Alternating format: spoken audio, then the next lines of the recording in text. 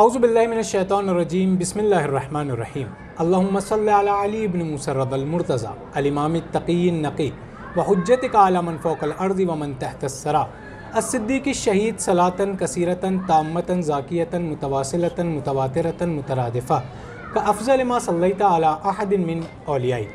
تمام تعریفیں اس خدائے برتر و بالا کے لیے کہ جس نے اس خاک سے انسان کا وجود بنا کر اس کو علم جیسی عظیم نعمت سے نوازا۔ تمام تعریفیں اس خدائے عظیم کے لیے کہ جس نے عدم کو چادر ہستی اڑا کر اس کو وجود کی نعمت سے مالا مال کیا۔ تمام تعریفیں اس خدائے رحیم کے لیے کہ جس نے بران رحمت کے ذریعے زمین والوں کو اپنی رحمت سے خوش و خرم کیا۔ تمام تعریفیں حمد و ثنا و ستائش اس خدائے ازلی اور ابدی کے لیے کہ جس نے اس تاریک عالم کو نور محمد مصطفیٰ صلی اللہ علیہ وآلہ وسلم سے منور فرمایا، انبیاء اور ائمہ جیسی عظیم ہستیوں کو ہمارے درمیان بھیج کر ہم پر احسان کیا۔ درود و سلام ہو جان کائنات، روح کائنات، نور اول، خلق اول، عقل اول حضرت محمد مصطفیٰ صلی اللہ علیہ وآلہ وسلم کی ذات پر کہ جن کی آمد سے 1000 سال سے روشن آتش قدح فارس خاموش ہو گیا، ساوا کی جھیل بیٹھ گئی، ایوان کسریٰ میں شگاف پڑ گیا، شاہان دنیا کے تخت و تاج سرنگوں ہو گئے۔ درود و سلام ہو سلطان عالم، سردار آدم، محبوب خاتم، نور الہی، شان ولایت، مہر امامت، بحر سخاوت، امام المتقین، امیر المومنین حضرت علی ابن ابی طالب کی ذات پر کہ جن کے دور حکومت میں کوئی یتیم بھوکا نہ سویا۔ درود و سلام ہو شہزادی کونین، مادر حسنین، سیدۃ النساء العالمین، صدیقہ، طاہرہ، عابدہ، زاہدہ، بطول یعنی بضعۃ الرسول حضرت فاطمہ زہرا سلام اللہ علیہا کی ذات پر کہ جن کے سبب خالق منان نے نور نبوت اور نور امامت کو خلق فرمایا۔ درود و سلام ہو آپ کی پاک اولاد پر، درود و سلام ہو شہدائے کربلا، شہدائے اسلام، درود و سلام ہو میرے رؤوف امام علی ابن موسیٰ رضا علیہ السلام کی ذات پر۔ روضہ منورہ امام علی رضا علیہ السلام کی جانب سے ہفتہ وار پروگرام بزم شمس و شموس لے کر آپ کے سامنے حاضر ہوئے ہیں، اور یہ پروگرام مخصوص ہے عید غدیر سے کہ جس کے بارے میں حدیث اور روایت میں باقاعدہ آیا ہے کہ روز عید غدیر جب ایک مومن دوسرے مومن سے ملاقات کرے تو ان کلمات کو دہرائے: الحمدللہ الذی جعلنا من المتمسکین بولایت علی ابن ابی طالب۔ جی ہاں ناظرین محترم، استقبال کرتے ہیں بزم شمس و شموس میں، اور یہ پروگرام حضرت امام علی رضا علیہ السلام کے حرم مطہر میں ہو رہا ہے۔ جیسا کہ آپ ناظرین ملاحظہ کر رہے ہیں، حرم چراغاں ہوا ہے، ولایت کی خوشبو آ رہی ہے، ناظرین مولا کو مبارکباد پیش کرنے آ رہے ہیں۔ عید غدیر ایک ایسا دن ہے کہ جس میں پیغمبر اسلام صلی اللہ علیہ وآلہ وسلم نے ارشاد فرمایا: افضل و اعیاد امتی، کہ عید اسلام میں بہت ہیں لیکن سب سے افضل عید اگر اسلام میں ہے تو وہ عید اکبر عید غدیر ہے۔ جی ناظرین، اسی موضوع پر گفتگو کرنے کے لیے آج ہمارے سامنے حاضر ہیں حجت الاسلام والمسلمین مولانا سید رضا عباس آبدی صاحب۔ السلام علیکم قبلہ۔ وعلیکم السلام۔ استقبال کرتے ہیں پروگرام بزم شمس و شموس میں آپ کا، بہت بہت اور شکریہ، عید غدیر کی مبارکباد پیش کرتے ہیں۔ آپ کو بھی اسی طریقے سے مولا متقیان علی ابن ابی طالب علیہ السلام کی اس روز غدیر کی مناسبت سے آپ کی خدمت میں بھی مبارکباد پیش کرتے ہیں۔ بہت بہت شکریہ، اور ہم تمام ناظرین کی خدمت میں عید غدیر کی مبارکباد پیش کرتے ہیں، کیونکہ عید غدیر ایک ایسا دن ہے کہ جس میں پیغمبر اسلام نے مولائے متقیان حضرت علی ابن ابی طالب کو مولائے مومنین بنایا تھا اور تمام مسلمانوں کا مولا بنایا تھا۔ قبلہ اسی موضوع پر گفتگو کرنے کے لیے آج ہم شامل ہوئے ہیں اور ہمارے ناظرین یہ لائیو پروگرام دیکھ رہے ہیں۔ پہلا سوال میرا آپ سے یہ ہے کہ مختصر سی عید غدیر کی وضاحت فرمائیے۔ اعوذ باللہ من الشیطان الرجیم، بسم اللہ الرحمن الرحیم، وبہ نستعین انہ خیر ناصرین ومعین، وصلی اللہ علی محمد وآلہ الطاہرین۔ الحمدللہ الذی جعلنا من المتمسکین بولایت علی ابن ابی طالب۔ سب سے پہلے میں آپ کی خدمت میں اور اپنے تمام ناظرین کی خدمت میں اور اسی طریقے سے وقت کے امام خصوصاً امام زمانہ عجل اللہ تعالی فرجہ الشریف کی خدمت میں اس عید سعید جو کہ عید اکبر روایات میں جس کو عید اکبر سے تعبیر کیا گیا ہے، اس کی مناسبت سے آپ کی خدمت میں مبارکباد پیش کرتے ہیں۔ آپ کو بھی بہت بہت مبارک ہو۔ واقعاً یہ روز غدیر بہت ہی عظیم دن ہے، اور تاریخ اسلام میں یوں تو بہت سے ایام ہیں لیکن روز غدیر کی جو اہمیت ہے وہ کسی دن کی اہمیت نہیں ہے۔ پیغمبر اسلام صلی اللہ علیہ وآلہ وسلم نے ہجرت سے پہلے اور ہجرت کے بعد، ہجرت سے پہلے جو حج انجام دیے ہیں اس میں اختلاف ہے۔ بعض جو ہیں انہوں نے 20 تعداد لکھی ہے، البتہ ہجرت کے بعد جو حج آپ نے کیا ہے اس میں سب کا متفق علیہ فیصلہ ہے کہ فقط ایک حج انجام دیا، ایک ہی حج انجام دیا، ایک ہی حج ہجرت کے بعد۔ اسی حج کو حجۃ الوداع کہا جاتا ہے، یعنی یہ پیغمبر کا آخری حج ہے ہجرت کے بعد۔ ہجرت سے پہلے جو آپ نے حج انجام دیے اس کے بارے میں 20 بھی کہا جاتا ہے، بعد میں 18 بھی تعداد لکھی ہے، بہرحال وہ مورد اختلاف ہے، لیکن یہ ہجرت کے بعد فقط اور فقط ایک ہی حج ہے، اور اسی حج میں ماشاءاللہ ایسا کام ہوا کہ جو حفاظت دین کہلایا۔ ایک حج پیغمبر اسلام صلی اللہ علیہ وآلہ وسلم 10 ہجری اور 18 ذی الحجہ کو نکلتے ہیں، چونکہ ظاہر آخری حج ہے۔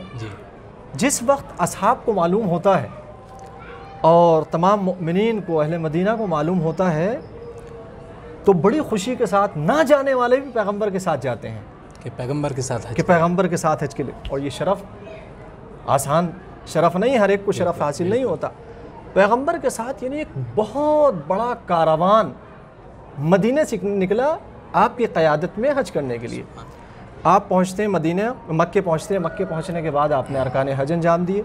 اب ظاہر ہے چونکہ آخری حج ہے اور جس اشتیاق کے ساتھ، جس شوق کے ساتھ پیغمبر کی قیادت میں یہ افراد جا رہے ہیں، تو ان کے دل میں یہ شوق ظاہر پیدا ہوا ہوگا کہ پیغمبر اسلام کی قیادت میں جتنا بھی ہم مکے میں رہیں، حرم شریف میں رہیں، بیت اللہ میں رہیں، اتنا ہی بہت بڑی سعادت ہے۔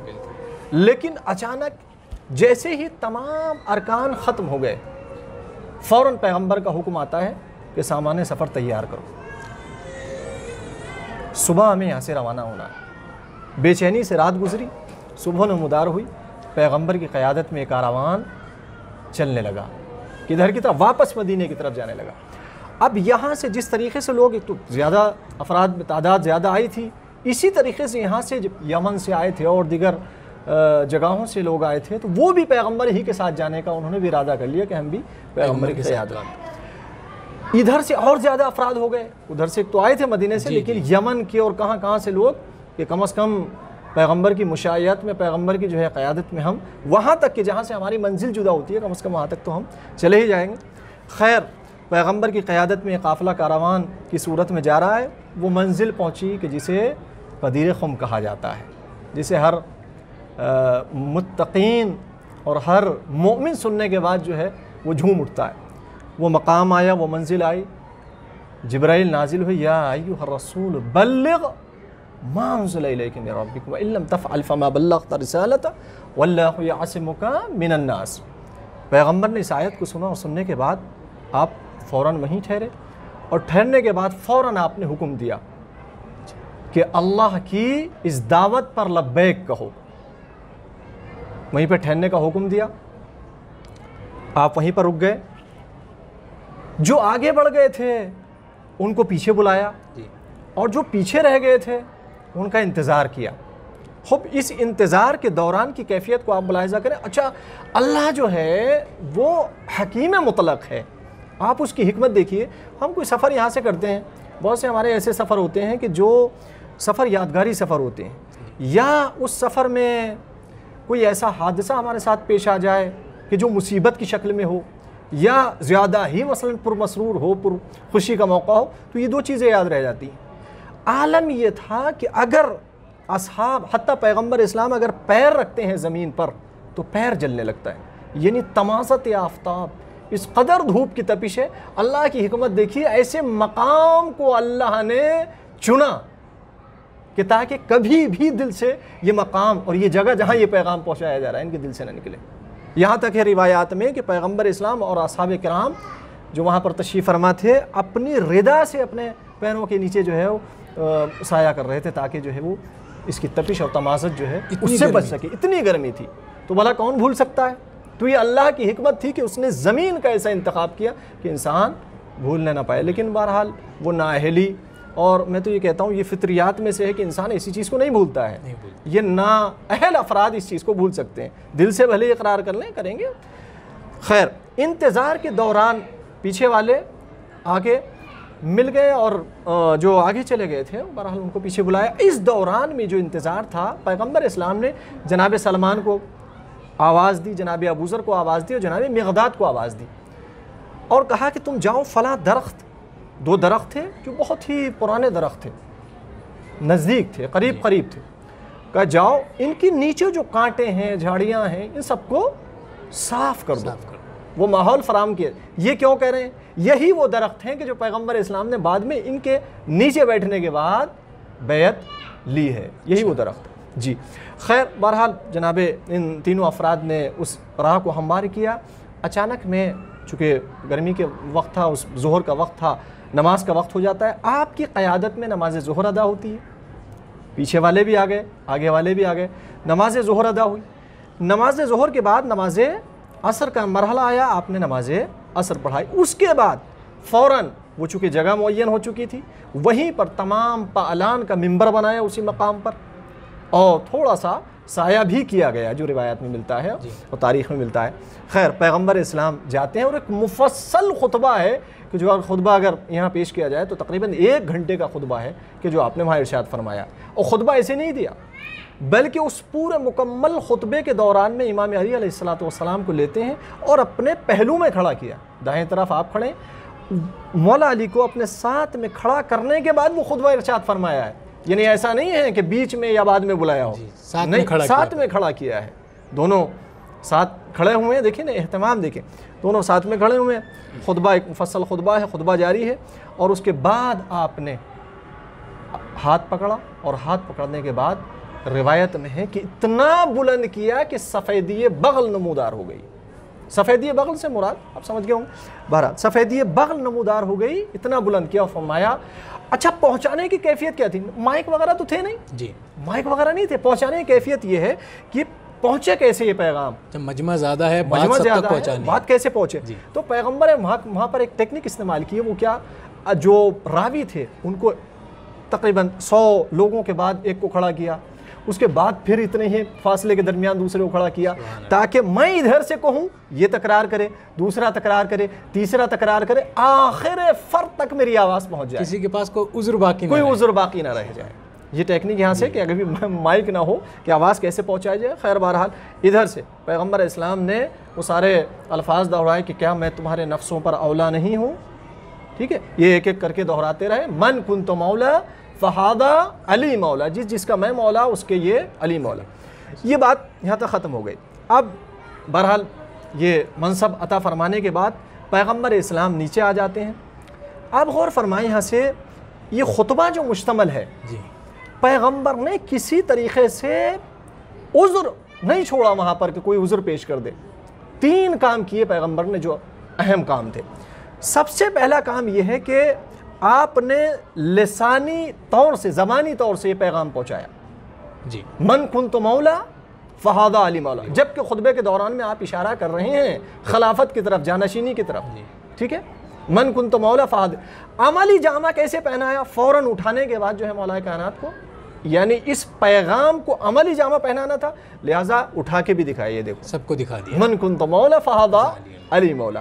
تو لسانی بھی، پھر اس کو عملی جامہ پہنانے کے لیے پیغمبر اسلام نے اپنے ہاتھوں پہ بلند کر کے۔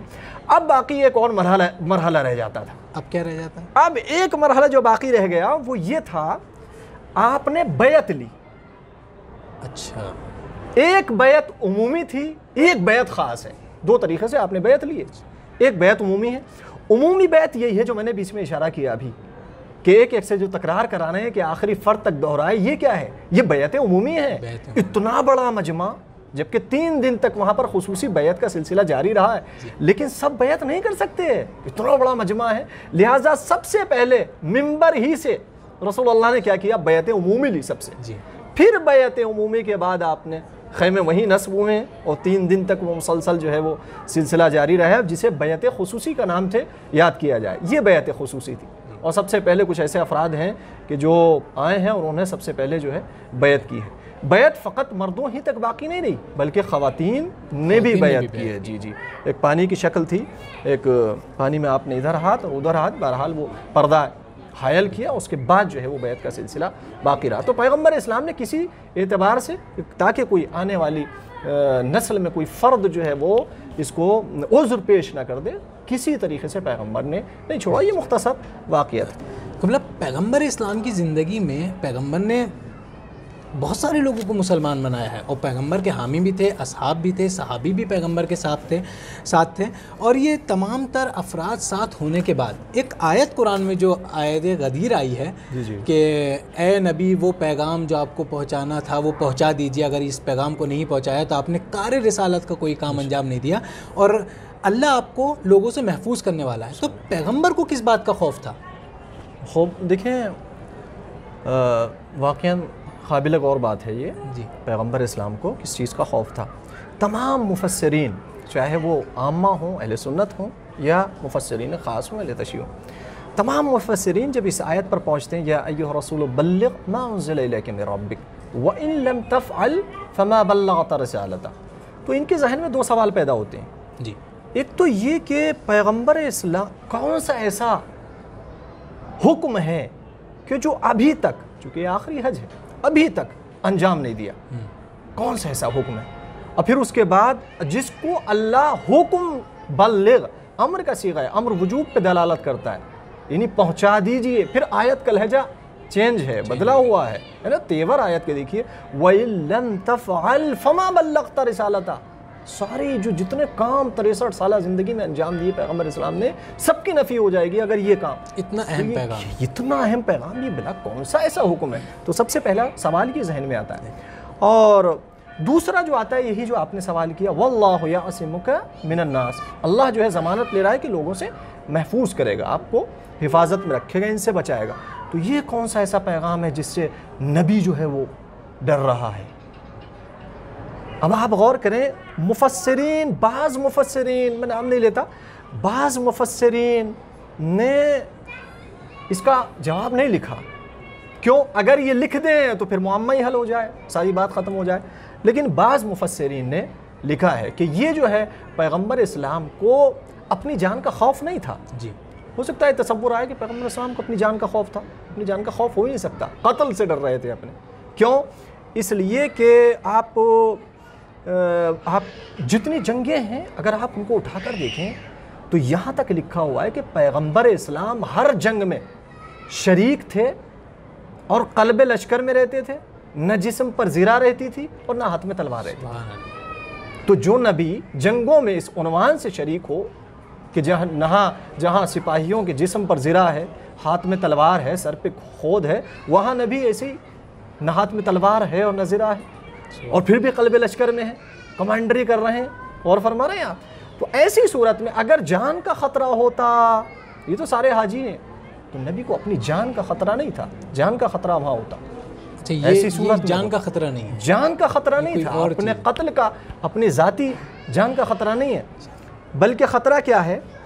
قرآن مجید کا مطالعہ کریں، کیسی کیسی آیات ہیں، پیغام جتنے بھی پہنچائے ہیں نبی کریم نے، چونکہ رسول ہیں الذین یبلغون رسالات اللہ ویخشونہ ولا یخشون احدا، سری آیاتیں ہیں کہ جس حکم پہ پہنچاتے ہیں فقط اور فقط اللہ سے ڈرتے ہیں، ولا یخشون احدا، کسی احدن یہ واحد نہیں ہے، احد یعنی بالکل نفی، اور کسی سے ذرہ برابر نہیں ڈرتے۔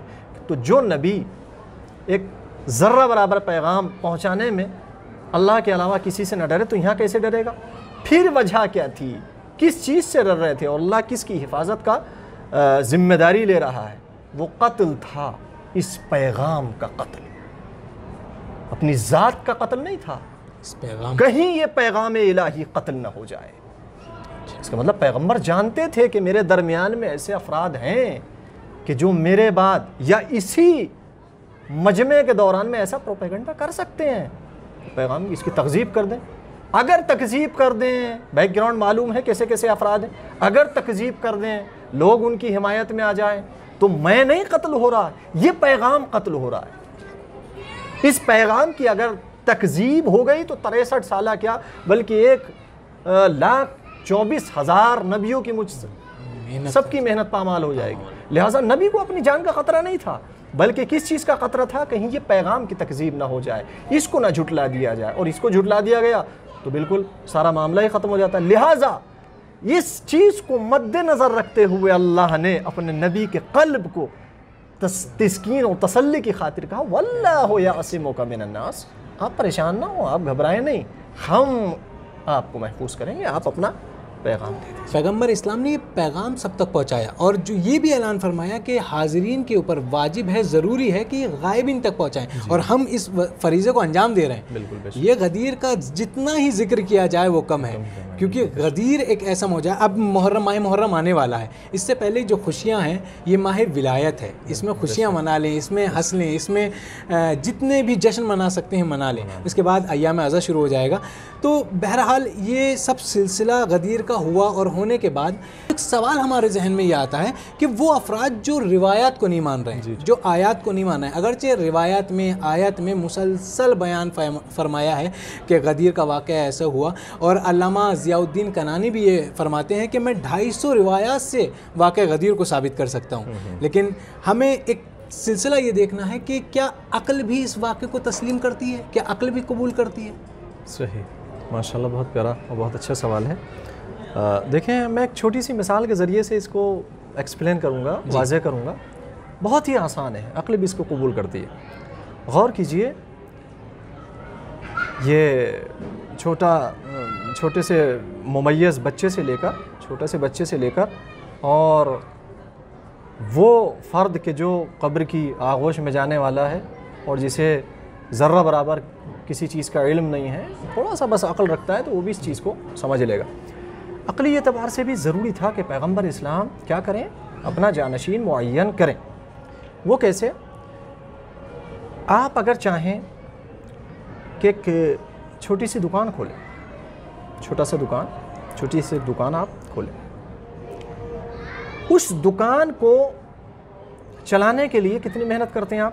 مسلسل زحمت چل رہی ہے، زحمت ہو رہی ہے، مسلسل جو ہے کسٹمر بناتے ہیں، ہے نا، اپنے گاہک بناتے ہیں، ایک سلسلہ آپ کا چل رہا ہے، اور وہ سلسلہ جو ہے وہ جم گیا، ٹھیک ہے؟ اب اچانک اس صورت میں آپ کو ایک لانگ ٹائم کے لیے کہیں جانا پڑ جاتا ہے، آپ کو سفر کرنا پڑ جاتا ہے یا جانا پڑ جاتا ہے کسی اہم کام کے لیے، تو اب 3 حالتوں سے یہ دکان خالی نہیں ہے۔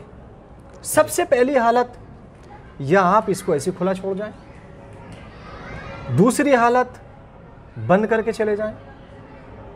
اگر آپ بند کر کے جائیں گے تو ظاہر ہے جتنی آپ نے محنت کی ہے ختم ہو جائے گی۔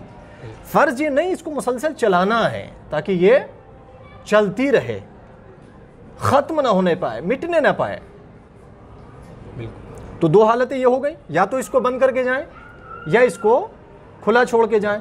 تو اگر کھلا چھوڑ کے جائیں تو میاں کھلے منہ میں تو مکھی بھی، وہ مثال ہے نا، ہم نے بچپن سے سنی، مکھی بھی لات مار کے چلی جاتی ہے، مچھر بھی لات مار کے چلا جاتا ہے۔ کھلا چھوڑ جائیں تو لوٹ لے گا، کوئی بھی آ جائے گا لے جا، ختم ہو جائے گی۔ 2 حالتیں۔ اب تیسری حالت بچتی ہے نقی صاحب آپ کے پاس، وہ کون سی حالت ہے؟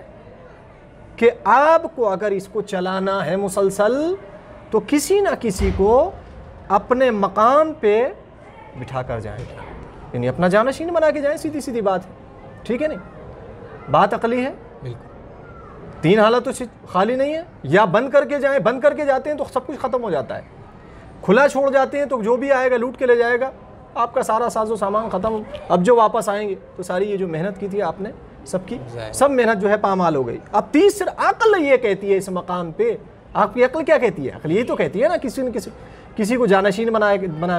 جب ایک نقی صاحب کی عقل، پیغمبر ہے، نبی ہے، وہ آپ نے ابھی عرض کیا کل العقل ہے، وہ عالم الغیب ہے، سمجھے؟ وہ اس نے تو ہمیں عقل دی ہے، لہٰذا جب یہ ہماری چھوٹی سی عقل یہ کہتی ہے کہ نہیں، یہاں پر کسی نہ کسی کو بٹھا کے جانا چاہیے تاکہ اس پیچھے ساری جو ہم نے محنت کی ہے اس کی حفاظت کرے، اس کو بچا لے، تو جب ہماری عقل یہ کہتی ہے تو وہ کل العقل کہ جو ما کان محمد ابا احد من رجالکم ولکن رسول اللہ وخاتم النبیین، ختم نبوت کی مہر لگ رہی ہے۔ اب کوئی نبی آنے والا نہیں ہے، نبی چلا جائے گا، دوبارہ نبوت نہیں آئے گی، دوبارہ کوئی نبی نہیں آئے گا۔ اب یہاں سے شریعت کی حفاظت کون کرے گا؟ یہ دین کہ جس کو پیغمبر اسلام نے 63 سال تک اپنے خون جگر سینچ کر اس کو پرمان چڑھایا ہے، کون اس کی حفاظت کرے گا؟ کون اس کو قیامت تک باقی رکھے گا؟ کوئی نہیں باقی رکھ سکتا۔ لہٰذا عقلی اعتبار سے ضروری تھا پیغمبر کے اوپر، اور از لطف الہی ضروری تھا خداوند عالم کے اوپر بھی کہ لطفاً وہ کیا کرے، کسی ایسے کو رکھے کہ جو وہ دین کی حفاظت، ورنہ اللہ نے کہہ دیا کہ اس کے بعد کوئی نبی نہیں ہے، یہی دین ہے کہ جو کب تک چلنا ہے، قیامت تک چلنا ہے، یہی شریعت ہے جو قیامت تک چلنی ہے، یہی قرآن ہے جو قیامت تک باقی رہے گا، کوئی قرآن نازل ہونے والا نہیں ہے۔ جو جس شجر کو خون جگر سینچ کر پروان چڑھایا تو وہ نبی جانے لگے ایسے چھوڑ کے چلا جائے گا؟ نہیں جا سکتا، ہو ہی نہیں سکتا۔ جب آپ ایک چھوٹی سی دکان کو ایسے چھوڑ کے نہیں جا سکتے تو وہ کل العقل ایسی دین کو کھلا چھوڑ جائے۔ اب یہاں سے چلے بات آگے تو الکلام یہ ضرور چھوٹی سی بات بھی عرض کرتا چلوں، فضائل کا گوشہ ہے، فضائل کا نقطہ ہے۔ اب مجھے یہ بتائیے کہ آپ کس کو بٹھا کے جائیں گے؟ میں کہ جو یہاں 15-17 سال سے جامعۃ المصطفیٰ العالمیہ میں مولا کے جوار میں تعلیم حاصل کر رہا ہوں، مجھ کو اس دکان پہ بٹھا کے جائیں گے؟ نہیں۔ کس کو بٹھائیں گے؟ عقل کیا کہتی ہے؟ عقل یہ کہتی ہے کسی ایسے کو بٹھایا جائے کہ جو اسپیشلسٹ ہو، جس کو دال کے ریٹ معلوم ہو، جس کو چاول کے ریٹ معلوم ہے۔ چھوٹی سی مثال دی ہے، آپ اس مثال کو جو ہے مختلف انداز میں پیش کر سکتے ہیں، یعنی جو اس چیز میں ماہر ہو، اسپیشلسٹ ہو، اس کو بٹھا کے جائیں، دکان چلا سکتا ہو۔ تو لہٰذا عقل یہ کہتی ہے کہ اس منصب نبوت پر، یا یوں کہا جائے اب جو جانشینی کا سلسلہ جاری ہو رہا ہے جسے امامت کی شکل دی گئی ہے، تو اس منصب پر بیٹھنے کے لیے اس شخص کی ضرورت ہے کہ جو صفات نبوت رکھتا ہو، جس کے پاس علم بھی ہو چلانے کے لیے، جس کے پاس قدرت بھی ہو اس پیغام کو پہنچانے کے لیے یا حدود جاری کرنے کے لیے۔ تو لہٰذا عقلی اعتبار سے بھی ضروری تھا کہ پیغمبر جانشین معین کر کے جائیں، اور ایسا جانشین معین کریں کہ جو وہی صفات رکھتا ہو، انہی صفات کا حامل ہو کہ جو نبی کے اندر پائی، تاکہ یہ شریعت بھی جاری رہے اور اس کی پاسداری بھی ہوتی رہے۔ اور اس خلافت کی طرف آپ نے خطبے میں بھی اول سے لے کر آخر تک 12 کے 12 جانشینوں کا تذکرہ کیا ہے، امام علی سے لے کے اور آخر صاحب الزمان تک۔ بے شک قبلہ یہ بات مسلم ہے کہ اہم پیغام تھا، اسی لیے پیغمبر نے اتنا بڑا مجمع جمع کیا تھا اور اسے خاص موقع پر پروردگار کے حکم سے اعلان کیا تھا۔ لیکن کیا اس غدیر کے میدان میں کچھ افراد ایسے بھی تھے جنہوں نے اس پیغام کا انکار کیا ہو کہ یا رسول اللہ یہ آپ کی طرف سے، خدا کی طرف سے انکار کر دیا، نہیں مانے اس پیغام کو؟ جی جی جی بالکل، ایسے افراد بھی تھے، اور آپ کی خدمت میں عرض کروں کہ دیکھیں جس میں سے تاریخ میں حارث بن نعمان فہری کا نام لیا گیا ہے، اور بھی البتہ تھے اس کے علاوہ، ابھی میں فقط اشارہ کروں گا ان کی طرف کہ جو، لیکن یہ بالکل بارز اور بالکل کھلم کھلا یہ سامنے آیا، اور آنے کے بعد پیغمبر کی خدمت میں فرمایا، اور لہجہ بھی عجیب ہے، عجیب انداز میں پیغمبر ہے، تعظیم کے ساتھ آؤ، احترام کے ساتھ آؤ، کہ ہم جیسا بشر تھوڑی آ کے کہنے کہ آپ نے نمازیں ہم حکم نماز ہم تک پہنچایا، ہم نے مانا، ٹھیک ہے، اللہ کی طرف سے تو ہم نے مان لیا، روزے کا حکم، زکوٰۃ کا حکم، خمس کا حکم، سارے احکام الہی مان لیے، اور آخر میں آپ نے کوئی کسر نہیں چھوڑی، یہاں تک کہ اپنے چچا زاد کو ہمارے اوپر تھوپ دیا۔ اچھا، رشتہ داری سے ملا دیا، رشتہ داری سے جوڑا۔ آپ دیکھیں نا، یعنی کیسا بغض تھا، کیسی عناد تھی اس سے جوڑ کہ اپنے چچا زاد بھائی کو ہمارے اوپر تھوپ دیا کہ اب تک تو آپ کی پیروی کر رہے تھے، آپ کے بعد ان کی پیروی کریں، ان کی اقتداء کریں۔ کیا آپ نے یہ پیغام اپنی طرف سے پہنچایا ہے یا نہیں اسی کی طرف سے پہنچایا ہے جس کی طرف سے پہنچاتے رہے؟ آپ نے مسکرا کے فرمایا رسول اللہ نے کہ نہیں، میں جو بھی آج تک میں نے پیغام پہنچایا وہ مکمل پیغام اللہ کی طرف سے تھا۔ اب یہ سننے کے بعد چونکہ کوئی راستہ نہیں رہا، اب آپ دیکھیے دل میں جلن کتنی تھی، حسد کتنا تھا، فوراً کیا کہا؟ سورہ انفال کی آیت میں یہ آیت ہے جس کو کوٹ کیا ہے وہی حارث بن نعمان فہری، سورہ معارج کی وہ آیتیں ہیں کہ سأل سائل بعذاب واقع۔ اس کے علاوہ جو اس نے عذاب جو ہے خود طلب کیا ہے، کسی اور نے نہیں۔ اللہ، آپ اس کی رحمت، الذی سبقت رحمتہ، اس کی رحمت جو، اللہ رحیم ہے، اللہ کسی پہ عذاب نہیں کرتا، اللہ رحیم ہے، اس کی رحمت جو اس کے غضب پر سبقت رکھتی ہے، وہ بڑا کریم ہے، وہ بڑا رحیم ہے۔ کتنا گنہگار ہیں ہم، لیکن ہے نا۔ اب کہنا کہ مقصد یہ کہ اس نے خود عذاب کو طلب کیا تھا اللہ سے۔ قرآن مجید کی سورہ انفال کی آیت ہے، اللہم ان کان ھذا ھو الحق من عندک فامطر علینا حجارۃ من السماء، کہ پروردگار اگر تیری طرف سے ہے تو ہم پہ پتھروں کی شکل میں عذاب نازل کر دے۔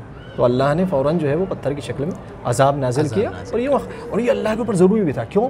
پہلے جو آیت پیش کی واللہ یعصمک من الناس، اس سے بھی اس کا لنک ہے۔ وہ کیسے؟ وہ اس طریقے سے اگر اللہ اس پر عذاب نازل نہ کرتا تو چونکہ اتنا بڑا مجمع ہے اور اتنے بڑے مجمع کے سامنے یہ سوال کر رہا ہے، اگر یہ بات حق ہے تو بھیج، تو اگر اللہ نہ بھیجے تو ادھر تکذیب ہوتی ہے، لہٰذا اس کا لنک واللہ یعصمک من الناس سے بھی ہے۔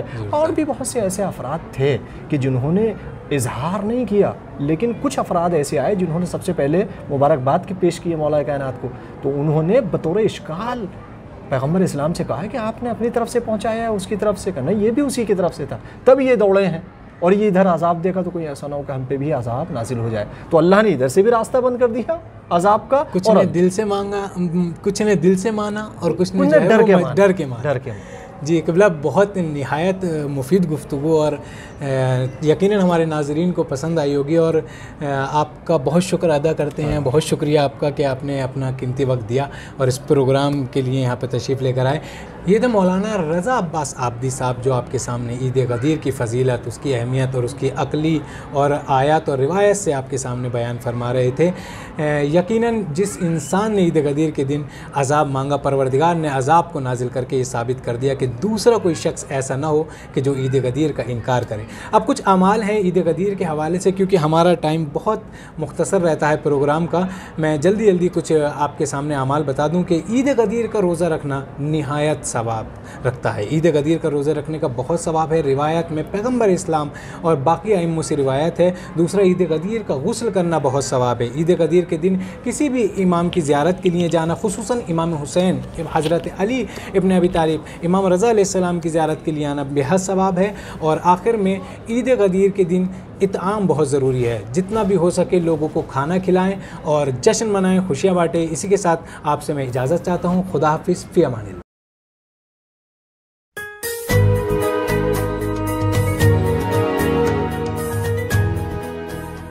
اللهم صل على علي ابن موسى الرضا المرتضى الإمام التقي النقي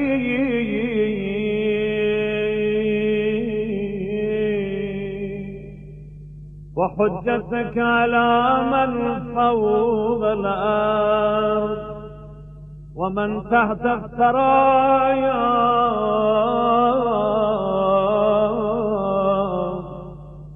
الصديق الشهيد صلاة كثيرة تامة ذاكية متواصلة متواترة مترادفة